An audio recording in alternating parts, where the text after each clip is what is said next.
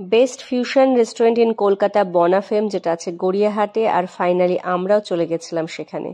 ভেতরে অ্যাম্বিয়েন্সটা কিন্তু দুর্দান্ত ছিল। ফার্স্টেই আমরা নিয়েছিলাম ঘি গোলমরিচ চিকেন। ঘি আর গোলমরিচের একটা দুর্দান্ত ফ্লেভার ছিল, ক্যাশিউর একটা নাটি ফ্লেভার ছিল, আর এই চিকেনটা লখনৌ স্টাইল করা হয়েছিল।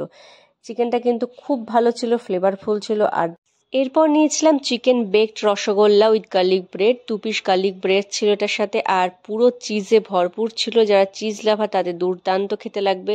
ফার্স্ট টাইম ট্রাই করলাম, বেশ ইউনিক ডিশ এটা। বাইরে ছিল চিকেনের কোটিং, ভেতরে ছিল রসগোল্লা, আর ভীষণ সফট ছিল, একদম নরম তুলতুলে যাকে বলে। তো তোমরা যারা আসোনি একবার ট্রাই করতেই পারো, কারণ এইরকম ফিউশন ডিশ কিন্তু ট্রাই করতে ভালোই লাগে, নতুনত্ব। তো দেখতেই পাচ্ছ ভেতরটা একদম রসগোল্লা, আর বাইরে ছিল একদম চিকেনের কিমা দিয়ে একটা কোটিং করা।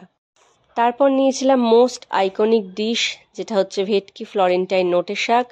তো নোটের শাক আমি ফার্স্ট টাইম খেলাম, আর ভেটকিও আমার খুব একটা ভালো লাগে না, তো মোটামুটি লেগেছে। এটাও পুরো চিজে ভরপুর ছিল, সাথে ওখানে ভেজিস মাশরুম সব রকমই দেওয়া ছিল।